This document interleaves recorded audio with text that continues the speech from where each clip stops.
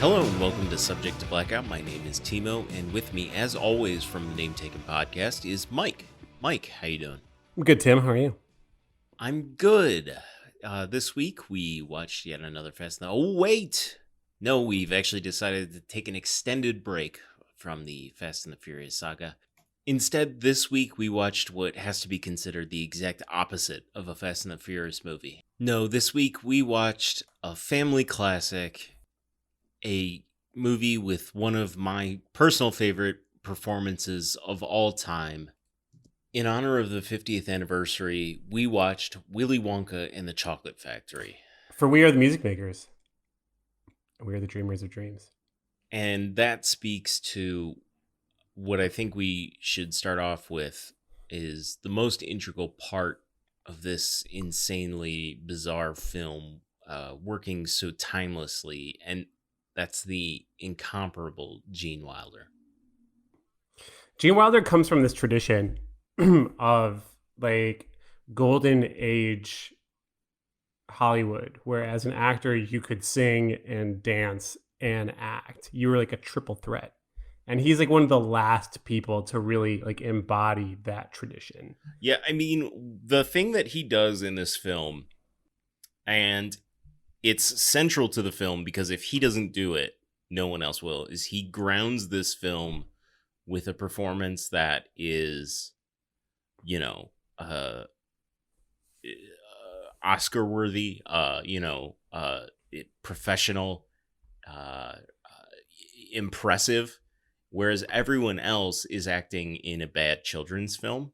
Yes. He is performing Hamlet. And literally, I think at some points he actually is performing Hamlet. Yes. But and he wasn't necessarily the first choice for this film. As I was reading, a lot of the guys from Monty Python were trying to put their name out there.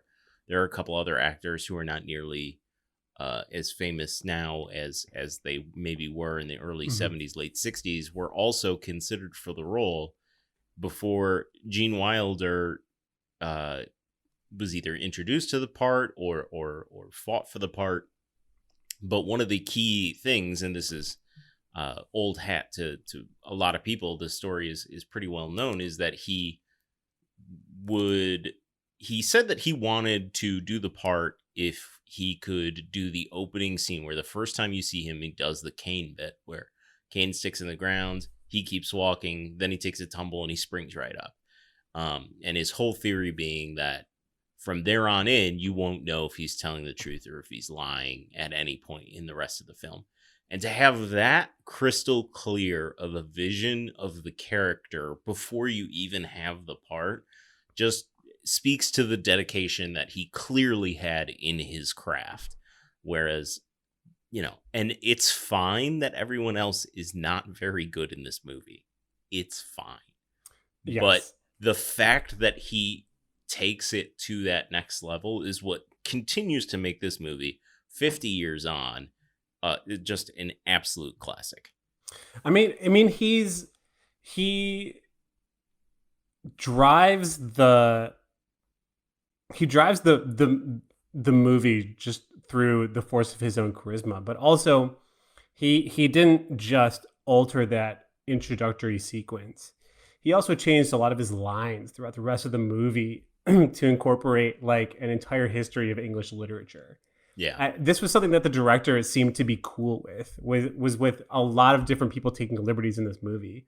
But Gene Wilder's ability to craft his own sort of like compelling and deeply eccentric character was what really makes the movie continue to be deeply intriguing and fun. Mm-hmm. He's also like a very fun character. Yes. And I think this also, you would have, I didn't look, but this movie does predate his extended involvement with Mel Brooks, right? This is before Blazing Saddles, and this is before he co-wrote Young Frankenstein. So this is, I think, even before those roles, where we also kind of watched him just sort of adopt this role as being kind of an eccentric. Yeah. No, I let's take this back a moment and just Sure. talk about the bizarre production that this was, because Yes. that influences a lot of the decisions that allow Gene Wilder to have this sort of freedom that you just spoke about. Mhm. Um, this movie exists because a Quaker Oats manager, Right. owner, whatever, higher up, his daughter liked the book Charlie and the Chocolate Factory by Roald Dahl and said, Daddy, you should make a movie out of this. And he found a way to convince his company to work with, I believe, a close family friend who is a film producer, and creates this film out of whole cloth. And I believe the name change to Willy Wonka comes because they were going to release a chocolate bar and Right. call it the Wonka bar. Right. Yep. And so this And whole also movie, gobstoppers, but yeah. yeah, but this whole movie was based on a little girl's wish to her dad and corporate synergy.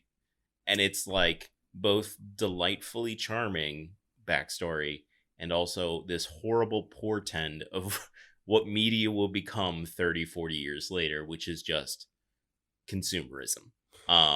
It's very, very early in the relationship between uh film media or commercial media and brands. The earliest one is Coke, who did their whole collaboration with the Hilltop Singers to do "I'd Like to Give the World a Coke." Mhm. But this came months later, so this was really the beginning of that. Yeah. Yeah, and so because it was such a bizarre early stages of production, I've heard dozens of filmmakers and, actors and actresses. I've heard them all say, like, it's insane that any movie gets made.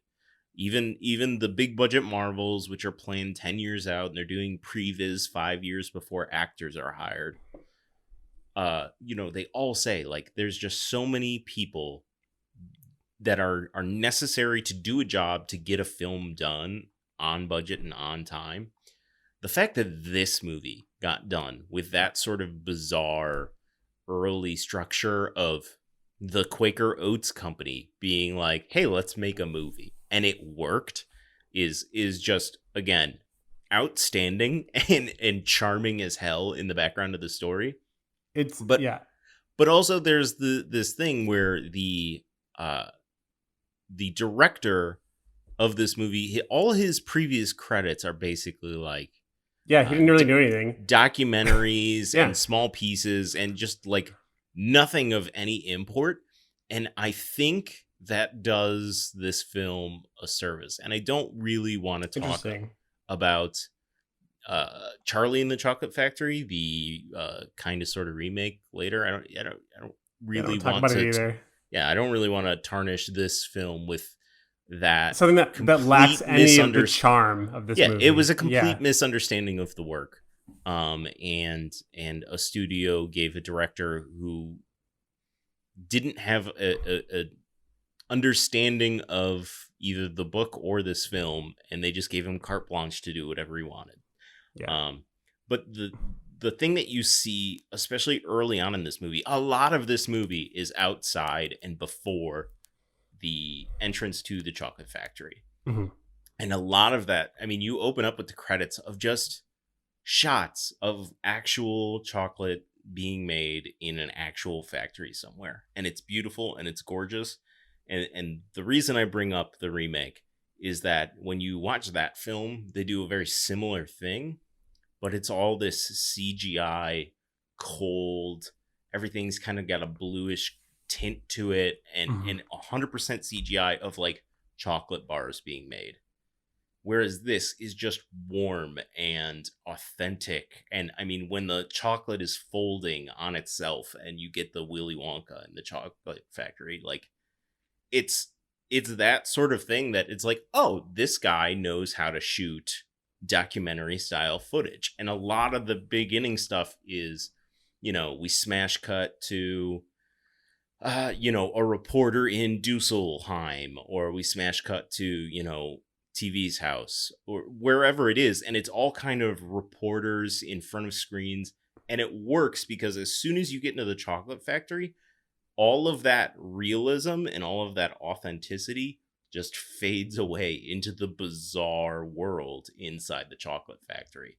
And that transition point, I think, is super interesting. And I think in hindsight, having a director who shot the first half so matter of factly allows Willy Wonka to domineer the way the film unfolds in the second half and show you that like this is a bizarre magical land and it's not like the real world that we just came from. It's, it's funny the way that they do that too, because we established really early on, right, that we're seeing kind of like this whole world through Charlie's eyes. So there's this purity and innocence and wonder that continues to persist even as horrific things are happening. Yeah. At no point are you horrified by the events that are taking place in this chocolate factory. Everything seems to be fine. Mm-hmm. And like we accept the explanations for what has happened to everybody. That like the sense of wonder in these kind of like bizarre still persists. I think that there's I don't know who produced the Tim Burton one, but whoever did knew that it wasn't necessarily going to be a movie in the tradition of this one. It was just going to be a movie that Tim Burton and Johnny Depp did, and it certainly delivered on being a Tim Burton Johnny Depp movie. Mm-hmm. But I think this movie wasn't just remarkable for being completed as like this early kind of branding opportunity. It was also because it was it basically required a bunch of children who had never really acted before to kind of carry scenes and also take a lot of liberties and independence in interpreting their own characters, which was probably very, very challenging for them too. So for having being much more kind of, I think, child oriented than the Tim Burton remake, it was actually like a really effective and remarkable movie. Yeah. So much of this movie feels true and genuine. And yet, I mean, even from early on in the film, bizarre things are happening. The teacher is a bizarre character. The Candyman is just throwing candy around in his store and singing to children. And there's a part in that where, you're kind of talking about the innocence of this movie. There is a part in that where it gets kind of creepy. There's a lot of creepy parts of this movie that we just like ignore. Tons of creepy stuff happens in this movie. But like maybe this candy store owner shouldn't be around all of these children type creepy. No, he's like, yo, I have better chocolate in the back. Come check it out. But they just stay. My chocolate's gone. Come help me get down these other boxes of chocolate in the back. But I would argue maybe not. People who tell their mommies and daddies don't get free chocolate. Close your eyes if you want some chocolate. A lot of this movie could have, especially 50 years on, with very differing worldviews, in the culture about that sort of abuse. It stays just shy of that line at all times. Willy Wonka never comes off as though he's in love with these children. He just seems in love with the idea of the innocence of children. Yes. And that's an important line that they don't cross, which thank God, because that would make this so sad. But it does hold up because it's clear his love is for the type of passion and joy and compassion that is exuded by Charlie's character in the film. So, one of the challenging things about this movie is orienting it in a time period. Like, it's challenging enough to orient it into a place. It could be West Germany. It could be the UK. It could be Vermont. I It's believe it impossible. was. Yeah, I believe it was filmed in Germany It with was. English people. So yeah, It it's was. this It was filmed in West bizarre. Germany. Yeah. It's this bizarre, placeless place. Yeah. Except for Charlie and Mike TV and those people. But Yeah, um, so that part's challenging, but also uh, I think kind of like nailing down a really solid time period is also challenging. On one hand, Mike TV loves TV. On another hand, Charlie's mother has like a medieval laundry. that is true. Yeah, and that's weird. Yeah, and that appears to. I mean, it is her job. The movie basically plainly states that, but I don't know She who has she like washing a clothes for. like a stone cauldron and like a Yeah. wooden paddle. Yeah, it's a bizarre choice, and there are many bizarre choices in this film. And I want to point out that like as a contemporary laborer, I work a lot and I make money and I can't support 4 bedridden people and Charlie and myself and own a home by just sort of like mixing around fucking sheets. Maybe she's very good at what she does, but yeah, they are barely subsisting. Boomer Charlie's mom does not appreciate her circumstances. I think she's pre-boomer. She looks about 40 something in this film, and it came out in 1970, so she's been dead for 100 years. Yes. So obviously, one of the more memorable aspects of the film, other than just Gene Wilder's performance, is the songs Sure. and the soundtrack contained. Everything aside from Cheer Up Charlie, but yeah. Yes, correct. That Yeah. everyone fast forwards through that. Right. I just went on Twitter.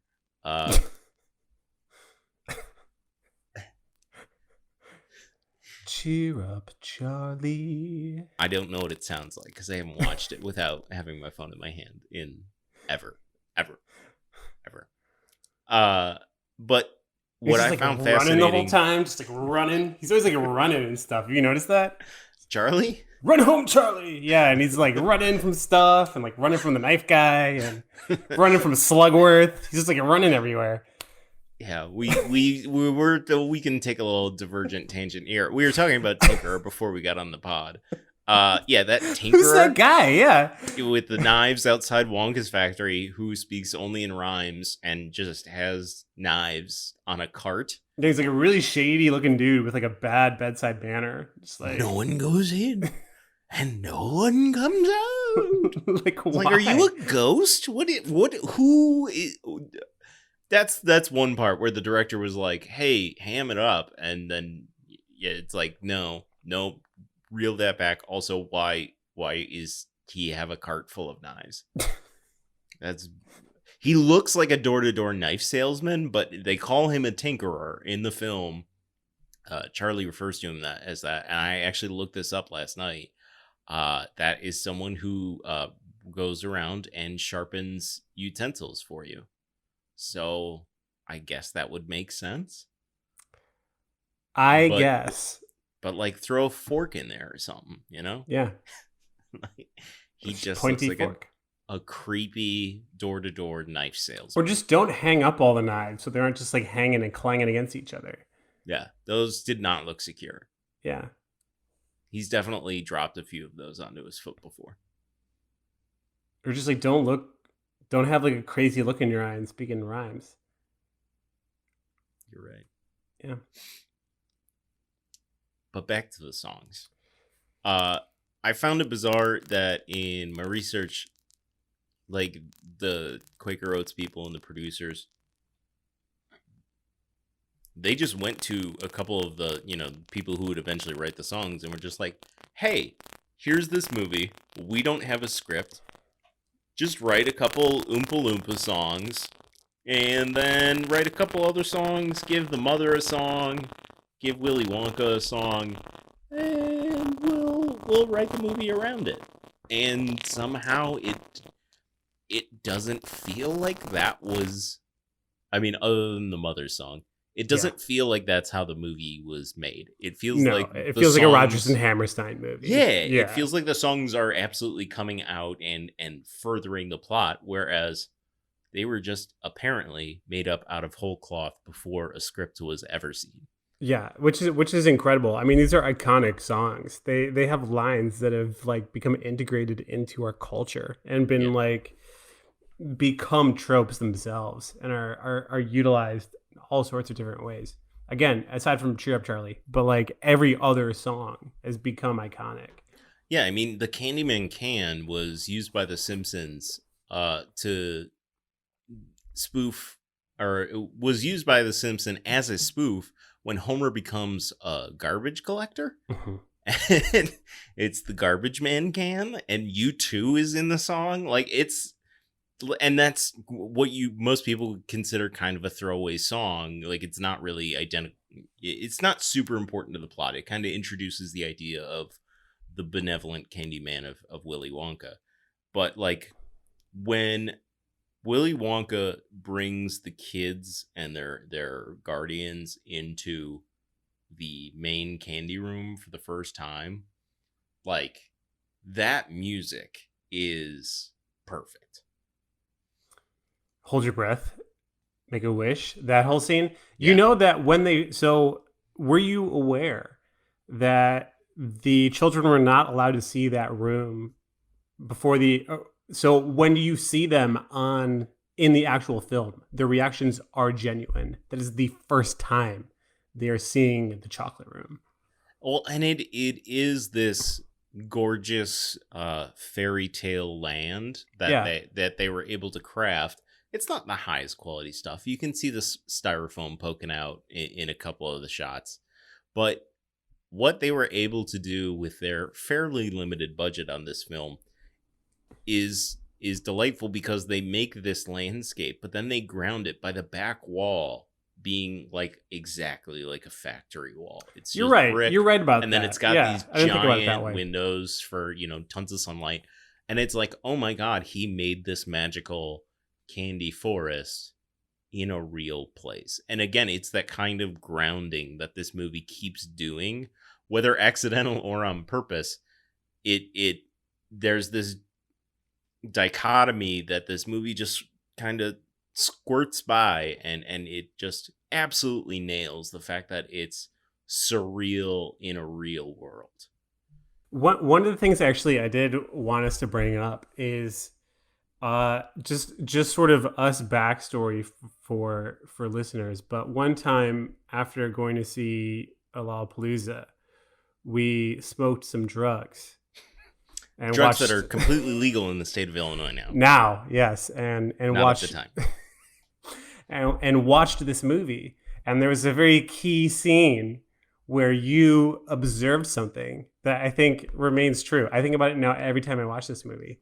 And I don't think everybody notices this because you blew all of our minds, and then we tried to force epiphanies for like the rest of the time, but like nothing was gonna top that. So let's talk about that scene. I'm glad you remember that fondly, because I do as well, because I had the highest thought I had had in my life at that Yeah, time. and it was And dead on. It was when I said it, I was like, I'm too high. And then you and the friend we were with were like, oh my god. And I was like, oh, thank god I'm not too high. But yeah, so that took place while we were watching the film, and we all yes. started to, we were cracking jokes and stuff during the first half, but then once we got into the chocolate factory and the boat ride starts, Yes. we were sitting there watching it, and there was just this onslaught of imagery that comes on the walls, including the beheading of a chicken, which is an actual chicken being beheaded, and they just put that in this family film because the Quaker Oats Company didn't know what they were doing. It was also the 70s. People just did shit like that. Like, yeah, that's true. They just like made movies like this. They're like, whatever. It's fine. But yeah, and correct me if I'm wrong, but I believe my realization was that like all of the terrible children and their terrible guardians were seeing all of these horrible things and being horrified by them. But Charlie, being the innocent, was having a good time and seeing fun things and enjoying it. And like everyone else is having a bad time because they're bad people. I remember your realization was that each person is individually confronting some kind of personalized horror. So Yeah. Mike TV's mom is the one who sees the chicken getting cut off, and Charlie sees Slugworth, right? Yeah. And I think the revelation was that Charlie saw Slugworth and tells Grandpa Joe, and Grandpa Joe's like, "Yo, I wasn't paying attention." He's like, And so I it's was too busy thinking about how I was grifting your mom for all Yeah. those years. So it's unclear whether everyone is having an individualized experience or if Grandpa Joe is just checked out until he could fuck stuff up in a later scene. Yeah. So that was your interpretation of that scene. And I thought that was dead on at that point. Like revisiting that, I do think like part of the thing that happens with this movie that makes that ambiguous is that it's built like this traditional like medieval morality play where you have all these different scenes that are testing somebody in some ways. They fail, and then everybody within the scene has some kind of comment, right? So every time you have a new scene, you kind of go around the room, and all of the parents and all the children say something, and then like Willy Wonka will do something or say something, and then all the parents and all the children will react again, and then one of the children will fuck up, and then all the remaining parents will react, and then Willy Wonka will essentially speak to both of them and to the audience about like how their deficiencies and weaknesses brought about their own downfall. So like, Yeah, and if Willy Wonka's comments aren't enough, here's a bunch of Oompa Loompas singing about them. yes. So individualizing those weaknesses as fears was probably pretty consistent with the way that they organized the rest of the movie. So I think your idea about that portion was probably pretty dead on. I think about it every time now. Yeah, and I also when we were watching the film that time, I remember thinking, oh my god, everyone in this film other than Gene Wilder has never acted for 1 second in their life and never will again. And the acting is not that bad. It is hammed up for effect. Again, splitting that line between surreal and real, where Gene is locking it down with this outstanding performance. But I used to think that this was only a good film because of one performance, whereas now I see it as all of the decisions made around that performance accentuate it. And I think that's a really cool and really smart person just being like, this guy's doing a thing. Everybody Sure. get the fuck Get out of the way. way. You're right. Yeah, this was absolutely an actor who had a very like kind of laissez-faire, let me allow them to kind of do their thing attitude. This was not like Alfred Hitchcock or Stanley Kubrick, who had to control every element. This is somebody who had the opposite approach. Yeah, this isn't Chris Nolan like, first we're gonna swoop in on a helicopter shot and a guy's gonna swing across the street and then this is gonna happen and he's gonna say this shit. This is a director putting a camera on a tripod and saying, follow that guy. Yeah. Whatever he does, you all react to it and just, again, stay the fuck out of his way, because he's doing something here that, I mean, we're 50 years on from this film. There are a lot of films that are 50 years or older, which were considered great or were considered fan favorites, which now are, okay, some have some serious flaws or the morality of the time doesn't jibe with our own. Whatever. This I can see working for another 50 years. I agree. No, the magic of this movie is timeless. There are elements like the very psychedelic boat trip that are very grounded in its era. And the other thing that we joked about that I do want to mention is like finding an opportunity to use the word high was something that people in the late 60s and early 70s were obnoxiously fond of. And it happens in this movie with the fizzy lifting drink. Like, we're getting really high now. Really high, Charlie. I'm getting so high, Charlie. Get it? I thought when Uncle Joe said get it, or Grandpa Joe, when he said get it, Charlie, hi, Charlie. Do you get it? I mean weed. I thought that was overkill. But other than that. And then Charlie's like, we're too high. And then Grandpa Joe's like, you can never be too high. Oh, you mean we're about to get chopped up by a fan? Oh, the ceiling fan, which is made of knives. That damn tinkerer. One thing that we should talk about is the legacy of Grandpa Joe. It Mike, let's take a quick little break, Sure. and we will get back to the anti-Grandpa Joe agenda that you are about to chronicle. All right, I'm ready. Next week on Subject to Blackout. In our first of what might be a recurring series, Mike and I will be consuming our initial John McTiernan-directed film, Get to the Chopper! Or Hulu, and join Arnie, Mike, and me as we watch the 1987 action horror instant classic, Predator. This film was the second directorial feature by McTiernan and played a large part in cementing Arnold Schwarzenegger as not just the action guy, but also an emerging acting talent that he'd parlay into future, more traditional leading man roles. Mike and I are looking to get to know the McTiernan filmography better, and we couldn't think of a more fitting film than Predator. If you ain't got time to bleed, well, I got good news. We'll watch Predator for you and let you know our thoughts on this meme-tastic film.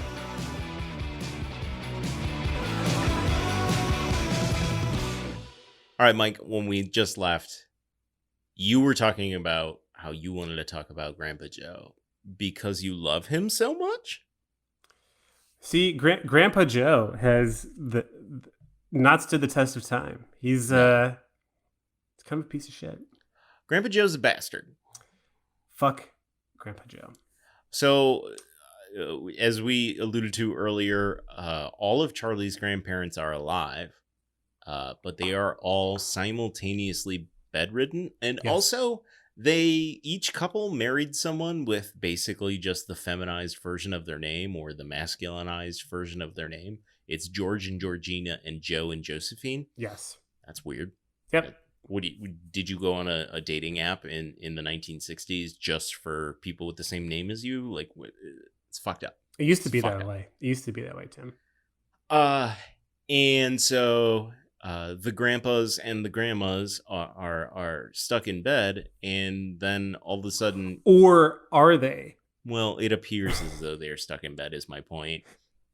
And then all of a sudden, And then- Grandpa Joe finds out about a possibility to get a golden ticket. He's like, never mind. And he's like, nah, I don't need to use my tobacco money. Whoa, motherfucker, you're smoking in that household? Yeah, How do the hang on a other second. grandparents feel about that? Asterisk. Whose tobacco money? Because I'm pretty sure Charlie provided that. Charlie tobacco does money. provide it, and Grandpa says that he's gonna quit, but then And takes he's the like, money nah. anyway. Yeah. But that presumes that he had been smoking tobacco up until that point, but now he just had a new stream of income, and that was his grandson. Nice. But yeah, and then all of a sudden he finds out about this golden ticket, and he is more obsessed with it than the child is. And then when the golden ticket is finally won, and he can bring someone, Grandpa Joe can suddenly walk. Like, what the fuck, Grandpa? Yeah, and he has like pants and everything. Yeah, why do you have pants? You've been bedridden for like a dozen years. Yeah. It's bogus. He can also sing and dance. He can't just like suddenly walk. He can sing and dance and shit.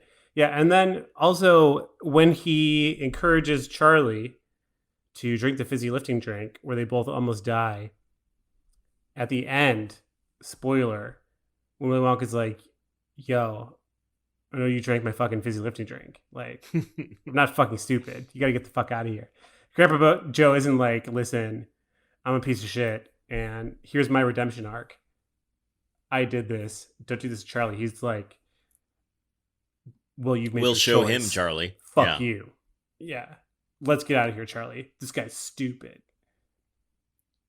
So yeah, so Grandpa Joe really has no redemption, and his role for the entire movie is basically just to inhibit or provide like kind of hiccups in the way to Charlie's eventual rise. He's the antagonist of the film. He is. He's the antagonist of the film. Because it's presented in that final scene on face value that at first it appears Willy Wonka is the antagonist because you lose. You get nothing. Etc., etc., etc. Yeah, which is just one of the greatest speeches ever performed. It's a wonderful meme. There are several wonderful memes, like when Good Willy day. Wonka leans. I said good day. Yeah, no, there are so many wonderful aspects of that scene, but on face value, it's supposed to be like, oh, Willy Wonka is the bad guy. It was all some sort of weird, bizarre scheme, and the plot doesn't go on in that direction much further, so you don't have to think about how that doesn't make any fucking sense. But then you realize Grandpa Joe immediately turns into, oh, well, we'll show him, we'll sell his secrets, we'll do another bad thing that I'm telling you to do. And Charlie Yeah. stands up to Grandpa, I think because he learns in the fizzy lifting drink room, like, no, I know what's This right. guy's gonna make me die. And Grandpa Joe is a bad influence Grandpa on just me. sucks. Yeah. And so Charlie, like, finally stands up to Grandpa Joe, the antagonist of the film, and is rewarded for it. And I think it's absolutely crucial to the film that Grandpa Joe is a piece of shit. And anyone who doesn't realize that Grandpa Joe is a piece of shit from the first moment on screen until his last moment on screen, like, you're missing the point. Like, Grandpa Joe is the corrupting influence of society. And Willy Wonka doesn't want someone who's been corrupted by society. That's why he wants a small, innocent child. That's a good point. Are you high? Are you high right now? I'm so fucking high right now. No, I mean, Every time you're high, you draw insights about this movie. This one is just, I'm drunk. So there's that. It's just no, you're right. Old you're right. Thursday night. Grandpa Joe is the corrupting influence of society that Charlie resists. And it's you know, as is commonly said, the banality of evil. Like, he's not a bad. Yeah, he gets a lot of shit on some subreddits. He's not a terrible person in actuality from anything we actually know, other than he appears to have been faking being bedridden. That's real shitty. That's real shitty. But it's not immoral. Yeah, he didn't murder anybody or diddle any kids, so he's fine. As far as we know. Yeah. As far as we know. There's a lot of shit that could have happened in that bed. It gets freaky in that bed. But no, he is just world weary and tired, and he even kind of fights against that in the earlier scenes where he's like, well, let the boy dream, when he's trying to win the golden ticket. And so you can kind of see that Grandpa Joe he simultaneously wants to preserve the innocence of Charlie in the earlier scenes, but his lack of innocence is what corrupts him later on and is what makes him the antagonist of the film, in my opinion. And that's awesome because that means that Willy Wonka can just be this benevolent weirdo throughout the whole thing. Yeah. So there is one last part, which I would like to talk about. The blueberries. No, we're not talking about the blueberries on this podcast. I went to that fucking subreddit. You did, right? It's crazy, isn't it? It's wild. Okay, this is all cut. Yo, it is the legacy of the film. It is. So the last thing I would like to speak about this movie is in the final scene where Willy Wonka tries to commit ritualistic suicide. Yes. by taking a glass elevator through a glass window. Yes. The final line of the film, or lines as it may be. Charlie, do you know what happened to the man who got everything he ever wished for? No, what? He lived happily ever after. Yeah. That was made up on the spot because someone didn't like how the movie was ending without like some note. And Gene Wilder pulled that shit out of his ass, and it's one of the most delightful ways to end a movie of all time. It is delightful. I mean, we already gushed about Gene Wilder, but he is as genuine in that scene and his affection with Charlie as he is freaking out like Will Ferrell on that boat. Yeah. I mean, and again, we don't need to go much further into the genius of Gene Wilder. We've already gone pretty far deep into it. He's great. But that man is missed he is charming and lovable, and he exudes compassion and contempt in equal measures in this film. Yes, And his joie de vivre is, yeah. It's a performance that I think will go down in cinematic history as just one of the most wonderful, delightful, fun to watch performances of all Sure, time. certainly, yeah. All right, Mike, that was 1971's Willy Wonka and the Chocolate Factory.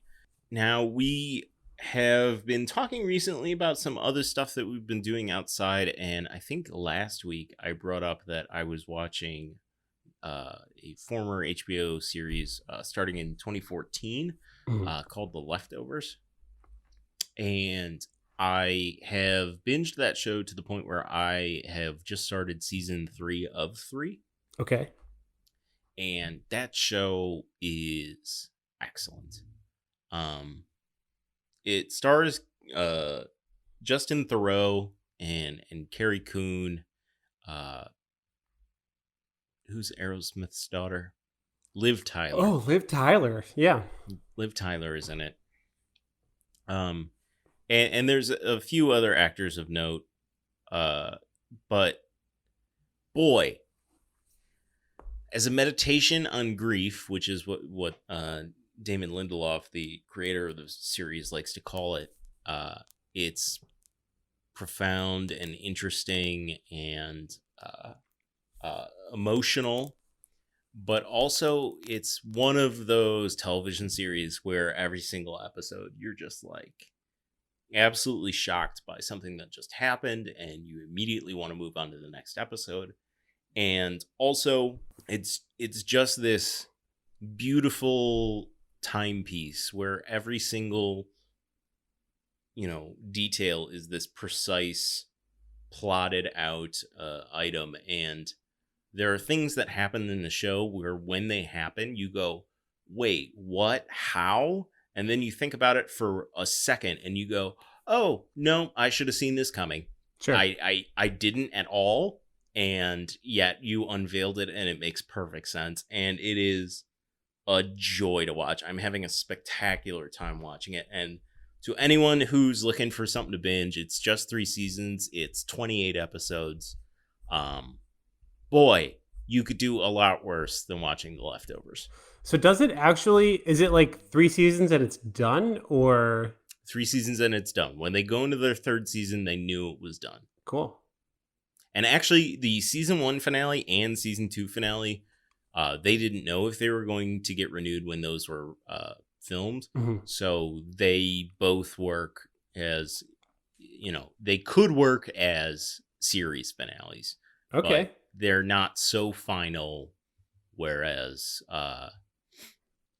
it feels forced that there are other seasons. It makes sense within the plot of the story as to why those are kind of just like watershed moments. Sure. But yeah, literally watching only the first episode of season 3 last night, it closes with this otherwise boring scene, and then it reveals an actor and or actress in a place, and you're like, what?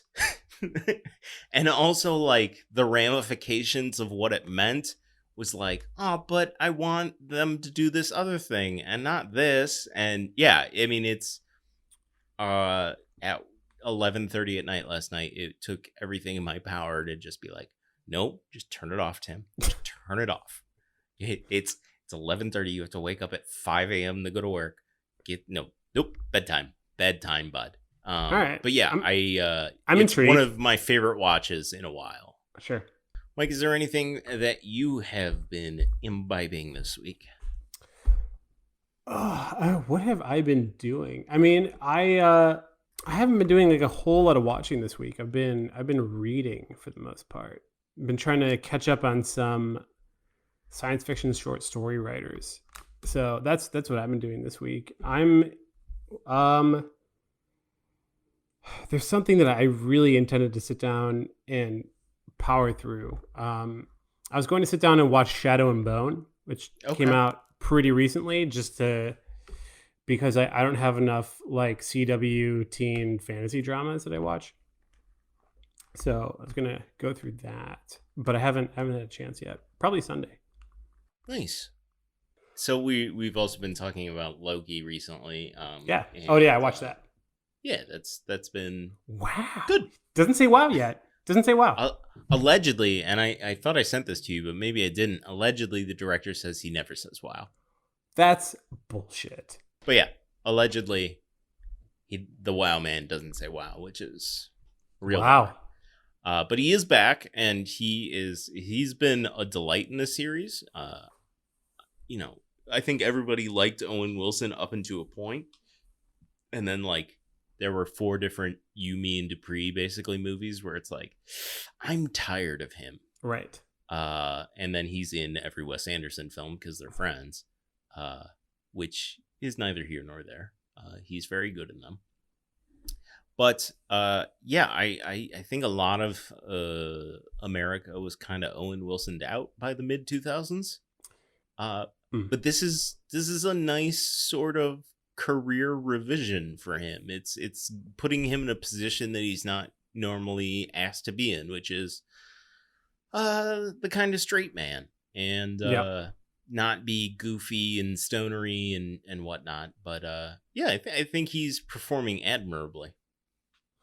I mean, I have never been disappointed by casting in the MCU. I have never once been disappointed by the characters they develop and the people they choose to play those roles. So, yeah, they're pretty good at casting.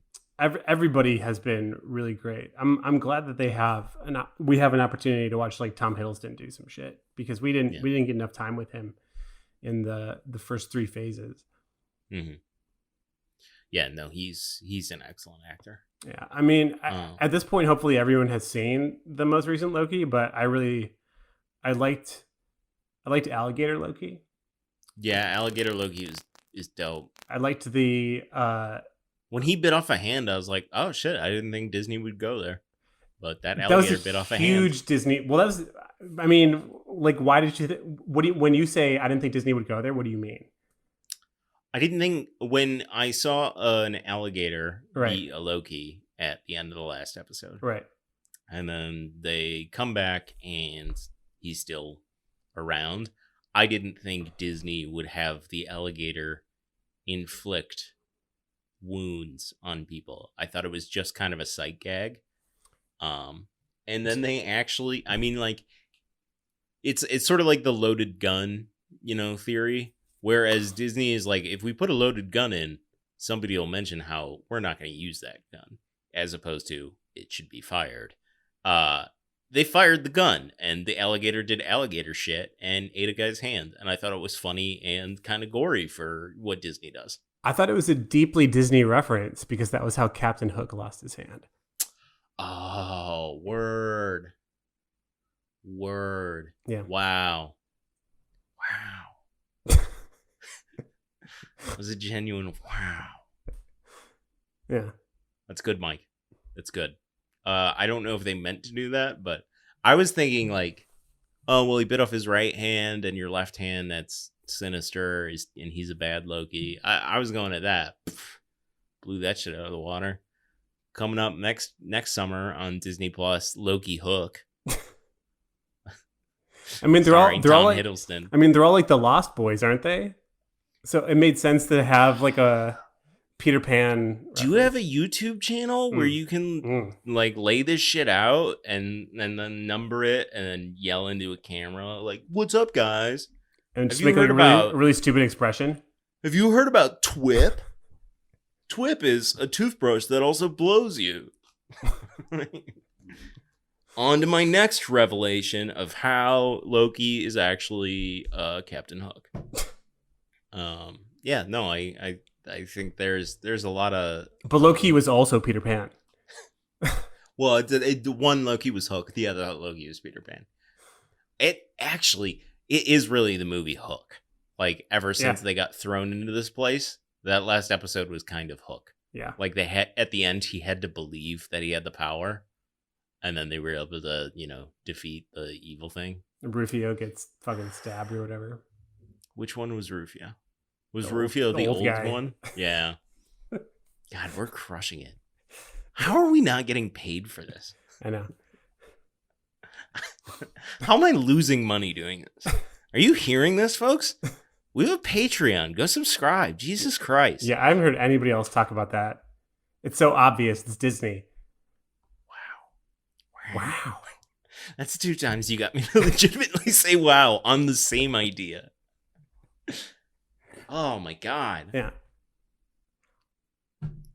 Somebody tell Kevin Smith.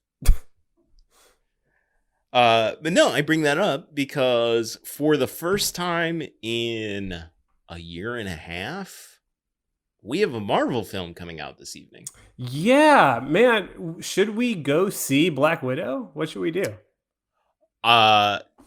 I don't know if I'm going to get to it tonight. It's 9:00. I don't think it's going to drop on Disney Plus until 11, but for like $25 or something, you can just rent it at home on the Disney Plus app. We could do And that. honestly, like living in Chicago, if I were to go drive to my local theater and I would have to then pay for parking in their parking garage Yeah. and then go to the theater, if I were to buy any sort of snack, I'm already looking at $25.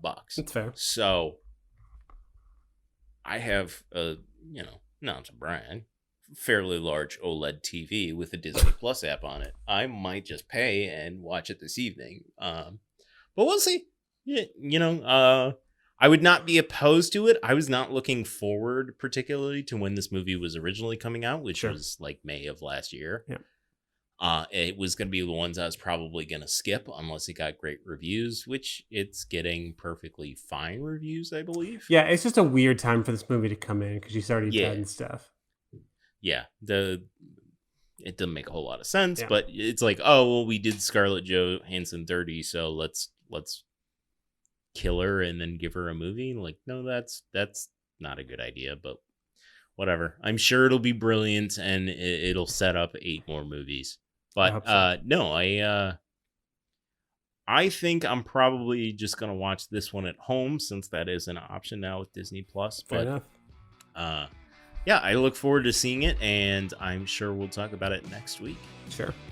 All right, well, that does it for this week on Subject to Blackout. For those of you listening, as always, you can head over to subjecttoblackout.com, where you can reach out to us via all of our links to our socials, including Instagram, Patreon, Twitch, Twitter, and YouTube.